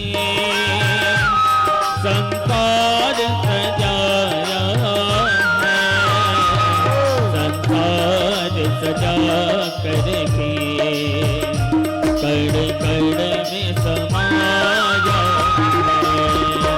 संसार के माली ने संसार सजाया है, संसार सजा करके कण कण में समाया है। संसार के माली ने संसार सजाया है, संसार सजा करके कण कण में समाया है। संसार के माली ने संसार सजाया है, संसार सजा करके कण में समाया है। संसार के माली ने संसार सजाया है, संसार सजा करके कण कण में समाया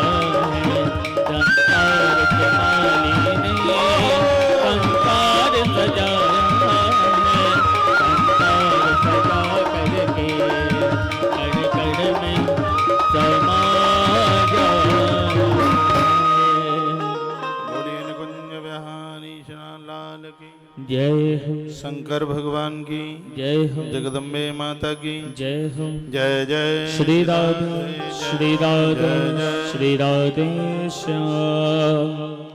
आइए लौट करके वहीं कथा में आ जाइए। शुक्राचार्य जी का भेष बना करके गुरुदेव बृहस्पति जी ने दैत्यों को छल लिया। 10 वर्ष के बाद में श्री राधे शुक्राचार्य जी का, असली शुक्राचार्य जी का आना हुआ। तो उन्होंने देखा कि अरे ये तो बृहस्पति मेरा भेष बनाए हुए हैं।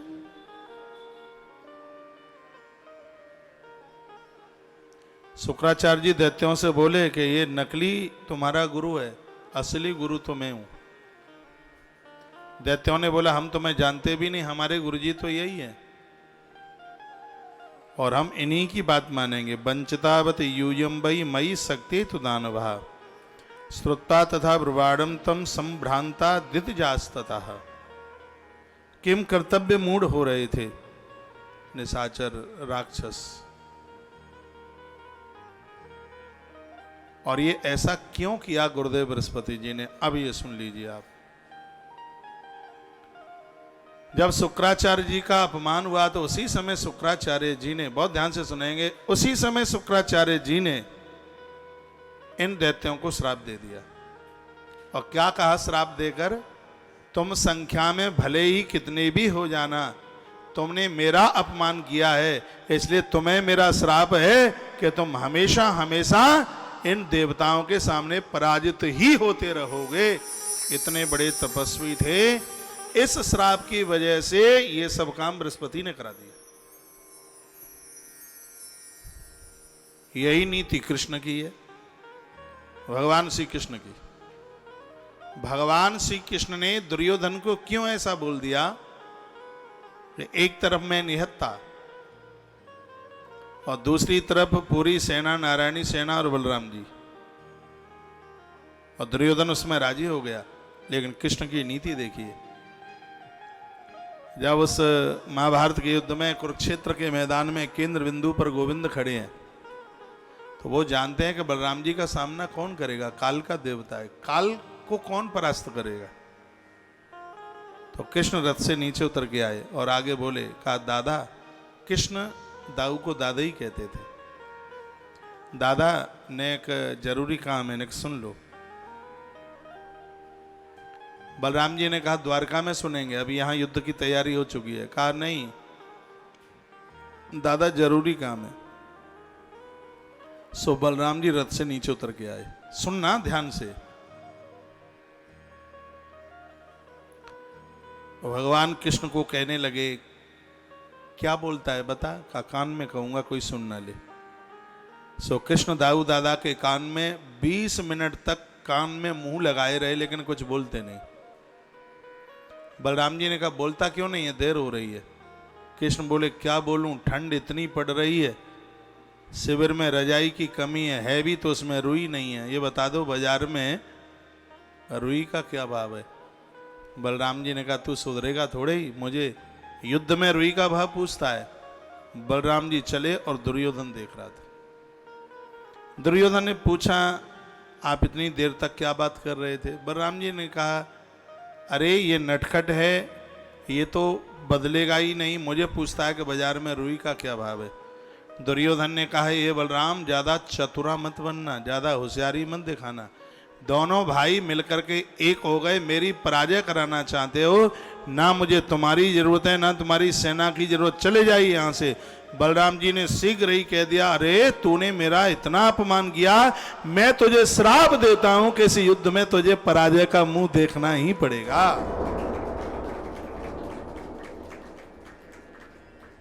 तो श्राप और वरदान में तो बड़ी ताकत है। तो जो कृष्ण ने जिस रीति को स्वीकार किया है, शुक्राचार्य ने भी, गुरुदेव बृहस्पति जी ने भी उस श्राप की वजह से, कैसे भी गुरु का श्राप, और गुरु के श्राप को कोई काट और नहीं पाता, ये बात और है। इसलिए तो ग्रंथों में बार बार लिखा है कि संतों का अपमान मत करना, महापुरुषों का अपराध मत करना, इनके लिए भले बोल ना बोल पाए तो उनके लिए कटु शब्द ना बोले। ये भूल मत कर बैठना। संत दर्श जिम पातक डरई, संत के दर्शन से पाप जलते हैं, तो संत के क्रोध होने पर पूरा जीवन जल करके राख हो जाता है, किसी काम का नहीं रहता। राम जी तो माध्यम थे, विभीषण जैसे संत का अपमान लंका में हो गया तो लंका तो उसी समय खत्म हो गई, क्या बचता है वहां। तो ये कथाएं तो हमें बहुत कुछ सीखने को बोलती हैं, बहुत कुछ कहती हैं। तो अनुगच्छदमा सर्वे तजेतनम बृहस्पति एव मुक्ति तुते सर्वे ताबुम समवेक्षचा। शुक्राचार्य जी चले गए, कुछ दिनों के लिए गुरुदेव बृहस्पति जी वहां रहे।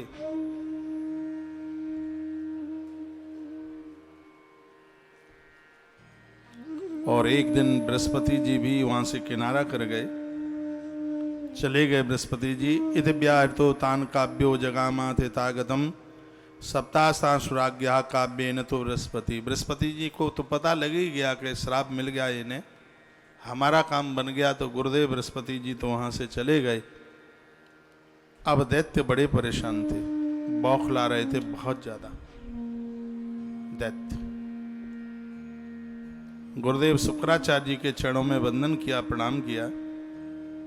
तब तक शुक्राचार्य जी का क्रोध भी शांत हो गया था, क्योंकि साधु को तो क्रोध थोड़ी देर के लिए आता है, थोड़ी देर का उफान है। और जब साधु को क्रोध आवे थोड़ी देर के लिए इधर उधर हो लो, पापा को क्रोध आवे थोड़ी देर इधर उधर हो लो, बाद में तो सब ठंडे होता है। तो थोड़ी देर का क्रोध था शुक्राचार्य जी को, बाद में वो ठंडे हो गए। जैसे ही दैत्य दरवाजे पर आए तो मुस्कुरा गए शुक्राचार्य जी और कहा, तुम्हें कल नहीं पड़ी, तुम्हें चैन नहीं पड़ा और तुम आ गए हो। चलो आ गए हो तो यहां तुम्हारा बहुत आदर है, माने आखिर में तो मेरे बच्चे हो, कोई बात नहीं है। उनको बैठने को जगह दी, सबको पानी पत्ता पिलाया गया। लिखा है कि एवं शुक्रोण नीति संस्तता कोपम न्यवर्तयत। कहा शुक्राचार्य जी का क्रोध शांत हो गया था, और साधु क्रोध को रखे रहे तो वो ठीक नहीं है। साधु को क्रोध ठीक नहीं है रखना। वह प्रफुल्लित हो गए, प्रसन्न हो गए। तब उन्होंने असुरों से कहा कि डरो मत, सब ठीक हो जाएगा। मैंने तुम्हें श्राप दे दिया, होना ही ऐसा ही था, विधि ने विधान ही ऐसा बनाया था, ऐसा ही होना था। इसलिए डरो मत, भयभीत मत हो। देवों के सिर पर आक्रमण करके राज्य प्राप्त करना बड़े मुश्किल की बात है। फिर भी अब तुम मेरे पास आए हो तो मैं भी तुमसे यह वायदा करता हूं कि दैत्यों की तरफ, तुम्हारी तरफ जितने भी लोग समाप्त होंगे, मैं अपनी संजीवनी विद्या के द्वारा सबको जिंदा कर दूंगा। ये शुक्राचार्य जी ने वायदा कर दिया। बहुत बड़ा देवासुर संग्राम हुआ, बहुत बड़ा युद्ध हुआ। देवता कई बार पराजित हुए और देवता कई बार विजय को प्राप्त हुए। यहां बड़ी सुंदर सी कथा चल करके आई है। दैत्य और देवताओं में बड़ा चक्कर पड़ गया बहुत जोर से। उसी समय में दिति ने दो भयंकर राक्षसों को जन्म दिया, जिनके मारे धरती हिलती थी, समुद्र भयभीत होता था। ये कथाएं और ग्रंथ में भी है, इसलिए इन कथाओं का मैं बहुत ज्यादा विस्तार नहीं करूंगा। और ग्रंथ में भी है। यदि इस ग्रंथ में इन कथाओं को ना कहूं, मैं खोलिए, तो इस ग्रंथ के साथ अन्याय अपराध हो जाएगा। महात्मा कश्यप से ही तो ये कथा शुरू हुई है, परसों इस कथा को शुरू किया है। तो उस कश्यप की दो पत्नियां हैं, एक से अदिति है, अदिति से देवता हुए जो अभी आप सुन ही रहे हैं, और दूसरी है उसका नाम है दिति। उससे असुर जन्म, दैत्यों ने जन्म लिया है। और धरती पर दो ही प्रकार की नारी होती है, एक इतनी गुणवान होती है, चरित्रवान होती है कि वो देवताओं को जन्म दे देती है, और एक की भूल दिति जैसी भी होती है जिसके यहां धुंधकारी पैदा हो जाते हैं। लोगों को कष्ट देने वाले लोग पैदा हो जाते हैं उसके यहां। और मैं तो आग्रह पूर्वक निवेदन करना चाहूंगा, नारी पुत्रवान तवई है जब भगवान के भक्त को पैदा करे। नहीं तो संतों ने यह कहा था कि इससे तो बढ़िया वो बांझ रह जाए तो एक शराबी तो जन्म नहीं लेगा, एक चरित्रहीन तो पैदा नहीं होगा। नारी संतान को जन्म देती है तो सूरवीर को जन्म दे। देखना बाबा तुलसी की कितनी मधुर चौपाई है और मुझे बहुत प्यारी लगती है। पुत्रवती युवती जग सोई, पुत्रवती युवती जग सोई, रघुबर भगत जासु सुत होई। पुत्रवती युवती जग सोई, रघुबर भगत जासु सुत होई। पुत्रवती युवती जग सोई, रघुबर साहब गाइए। सुत होई। पुत्रवती युवती जग सोई, रघुबर भगत जासु सुत होई। पुत्रवती युवती जग सोई, रघुबर भगत जासु सुत होई। पुत्रवती युवती जग सोई, रघुबर भगत जासु सुत होई। बोलिए भक्तवत्सल भगवान की जय हो, श्री हनुमंत बलवंत महाराज की जय हो। जय जय श्री राधे श्री राधे श्री राधे। मेरी बहनें और माताएं, आप अपने आप में विचार करें, क्या आपने अपने बच्चों को लायक बनाया है? 4 बच्चों को जन्म दे दिया है, बड़ी बात नहीं है, उनको संस्कारित बनाया है, बहुत बड़ी बात है। कुंती बनो, कुंती, गांधारी नहीं। गांधारी किसे कहते हैं? परिवार को शिक्षा देने में जिसने अपनी आंखों से पट्टी बांध रखी है। ये कथा गांधारी की नहीं है, समाज में सभी माताओं की यही कथा है। वो परिवार के प्रति पट्टी बांध, छोटा है, बच्चा है, वो बच्चा में ही इतना बिगड़ जाता है कि किसी काम का नहीं रहता।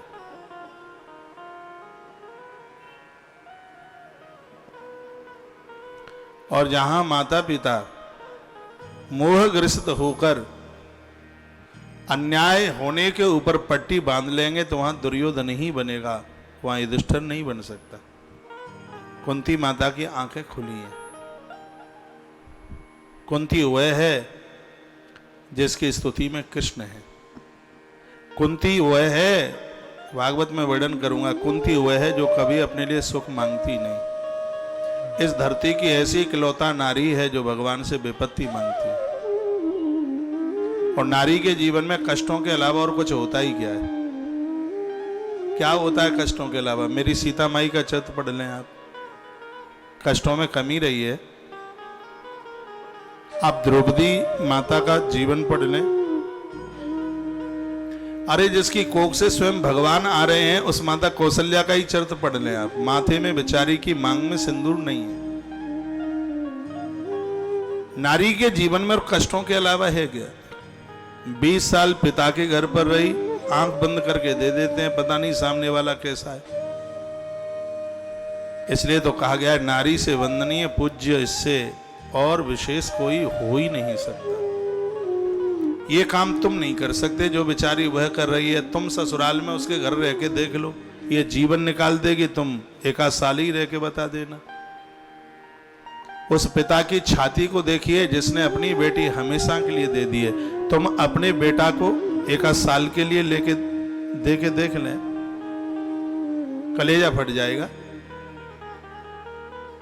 संभव नहीं है। लेकिन उस पिता को देखिए, ऐसी नारी है जो जीवन में पूरी जिंदगी भर वो कष्टों को ही तो सहन करती रहती है, पूरे जीवन भर कष्ट। माता कुंती का चरित्र पढ़ लीजिए, कष्ट हैं, ईश्वर से विपत्ति मांगती है, लेकिन बच्चों को वह संस्कार देती है कि धरती की पहली घटना घटी है, वो समर्पित नारी के पुत्र के सारथी स्वयं परमात्मा बनते हैं। ऐसा कभी नहीं हुआ था। ईश्वर जिसके सारथी बन गए, अर्थ हाँकते हैं। यह विशेषता अर्जुन की नहीं, यह विशेषता माता कुंती की है। इतना समर्पण है, इसकी आंखों से पट्टी नहीं बंधी है, ये न्याय अन्याय जानती है। इसने पांडवों को खूब डांटा है, खूब पिटाई भी करी है गलती करने पर। यह अधिकार होना चाहिए। आज तो पता ही नहीं लगता कि आप बच्चों के मम्मी पापा हैं। बच्चे थोड़ी सी आंख दिखा दें तो आप सिकुड़ के बैठ जाते हैं। आप ऊंचे बोल में नहीं बोल सकते, ना बिटिया के सामने ना बेटे के सामने। होदा ही नहीं रहा बिल्कुल। छोटा बच्चा आंख निकाल दे तो तुम्हारी तो माता पिता बनने वाली शक्ति ही समाप्त हो जाती है। बाहा कुंती, धन्य है वह कुंती जो अपने पुत्रों को ऐसा गढ़ती है। ईश्वर जिसके रक्षक बनते हैं। गांधारी मत बनिए। मैं प्रसंग में ही आपको लेके आ रहा हूं। कथा सुन रहे हैं आप अदिति और दिति की। दिति वह है जो राक्षसों को पैदा करती है।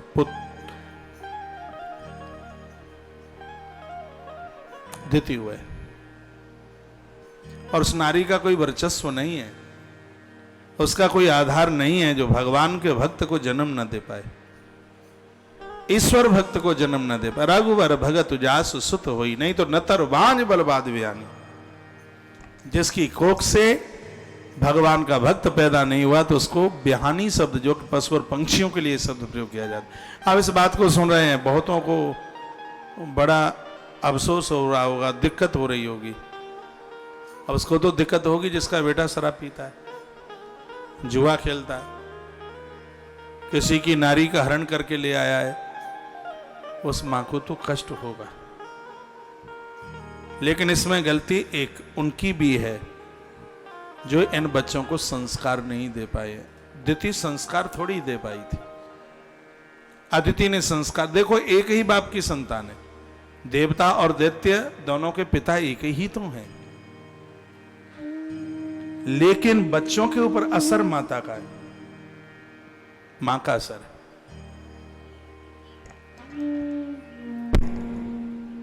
सिरादे मां का असर है।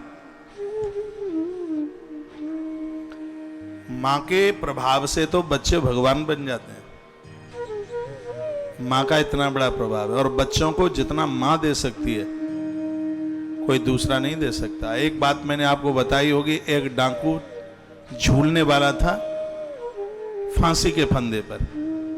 तो किसी को फांसी दी जाती है तो पूछा जाता है उसे अंतिम इच्छा क्या है। उसको पूछा गया तो उसने कह दिया, मेरी अंतिम इच्छा एक बार मुझे मेरी मां से मिला दो। उसकी मां को बुलाया गया। मां थर-थर कांप रही थी, फंदा पड़ा हुआ था, बस गले में फंदे को डालने की देर थी। तो दूर खड़ी है, पास नहीं जाती। उसके पुत्र डकैत डाकू है, वो रो करके कहता है, मां जीवन भर तेरे लिए दुनिया को लूटता रहा, आज मरते समय एक क्षण मेरे पास नहीं आएगी। वह नजदीक गई, पास गई, तो उसके डाकू बेटे ने उसकी नाक काट ली दांतों से, मुंह के ऊपर से नाक काट ली, खून बहने लगा। वह रोने लगी कि मेरी नाक तूने क्यों काटी। तो वह कहने लगा, आज मैं फांसी के फंदे पर झूल रहा हूं, इसमें सबसे बड़ा दोष मात्र तेरा है। मैं इतना बड़ा डाकू बना, इसमें दोष तेरा है। सबसे पहले तो मैं सब्जी मंडी से भटा बैगन चुरा के लाया, तूने मेरे गाल में थप्पड़ नहीं मारा, ये नहीं कहा कि बेटा चोरी करना पाप होता है। तूने कभी मेरे जीवन में मेरे लिए पढ़ने को कोई किताब खरीद के नहीं दी। मैं मित्रों की चोरी किताबों की करके लेके आता था, तुम मुझे शाबाश देती थी। धीमे धीमे मैं इतना बड़ा चोर बन गया। आज मुझे कितना कष्ट है। एक नवजात बधू की विदाई हो रही थी, रास्ते में मैंने उसके जेवर को तमंचे के द्वारा लूटा। मैं 1.5 किलो सोना तेरे पास लेके आया, तू बोली कि बेटा हो तो तुझ जैसा हो। ये शब्द तेरे थे। तूने कभी ये नहीं कहा चोरी करना महापाप है।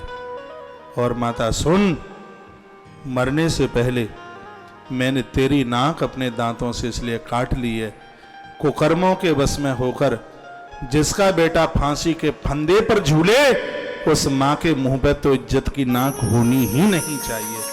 इसलिए मैंने तेरी नाक कतर डाली।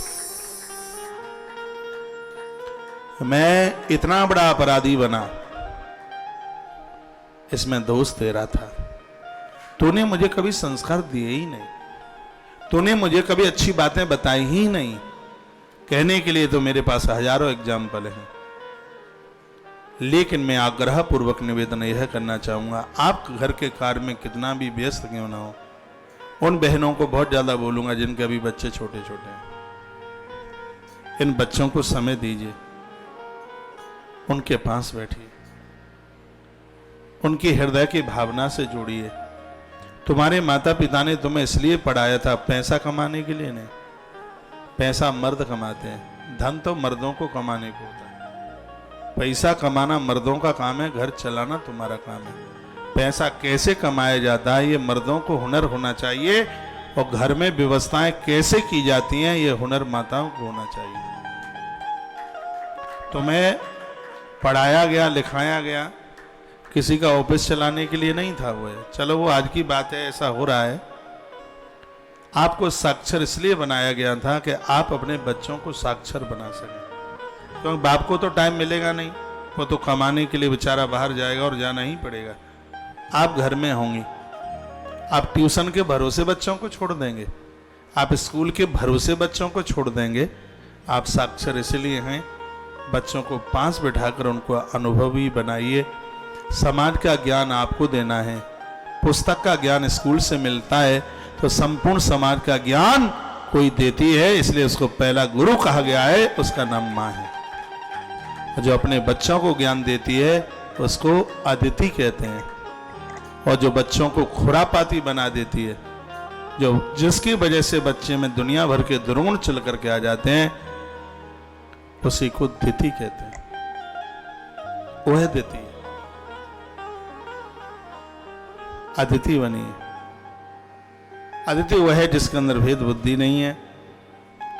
दिति वह है जिसके अंदर अपना और पराया ही हमेशा रहता है, जिसने ऐसी संतान को जन्म दिया है जो कभी यज्ञ नहीं होने देते। संत सुरक्षित नहीं है, नारी सुरक्षित नहीं है जिनके द्वारा उस संतान की मां जो है वो दिति है। एक बार आप सब अपने आप को पूछ लेंगे कि हमारा जीवन कैसा है।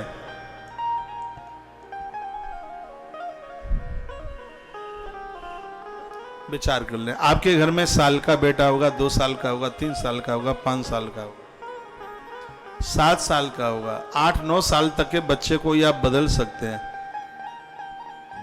लकड़ी पेड़ की कड़ी हो जाएगी तो झुकेगी नहीं, टूट जाएगी।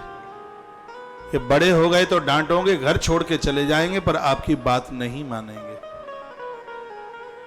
इसलिए ये अभी छोटी उम्र के हैं, इनको आप जैसे बदल दोगे ये वैसे ही बदल जाएंगे। ये कहानी वाली कथाएं तो आप घर भी पढ़ लेंगे, कोई बहुत बड़ी बात नहीं है। यहाँ से ब्रह्मांड पुराण जा रहा है, आपके यहाँ हिंदी में पढ़ लोगे, लेकिन उसके जो विश्लेषण में जो बातें हैं, कि दिति क्या है, जो ईश्वर से दूर कर दे उसको दिति कहते हैं, और जो परमात्मा से जोड़ दे उसी को अदिति कहते हैं। अब ये विचार कर लेना कि हमें क्या बनना है। दोनों माताओं की कथाएं इस ग्रंथ में। अदिति देवताओं को जन्म देती है और ये अदिति राक्षसों को, निशाचरों को पैदा कर देती है। ऐसी अदिति जिसने ऐसे अन्यायी और अपराधियों को जन्म दिया है जिनका नाम कोई सुबह ही सुबह लेना नहीं चाहता। इनका नाम ले दिया जावे तो ऐसा लगता है कि आज का दिन अशुभ हो गया। उसी अदिति ने एक साथ 2 पुत्रों को जन्म दिया, जैसा कि इस ग्रंथ में लिखा है। एक का नाम है हिरण्याक्ष और एक का नाम है हिरण्यकश्यप। और दोनों योद्धा तो हैं, बहुत बड़े अन्यायी अधर्मी। समय की शुद्धता खो देंगे तो यही होगा। हिरण्याक्ष जैसी संतान कब जन्म लेती है? जब इस धरती की नारी अपने पति को पूजा पाठ, भजन और यज्ञ नहीं करने देती।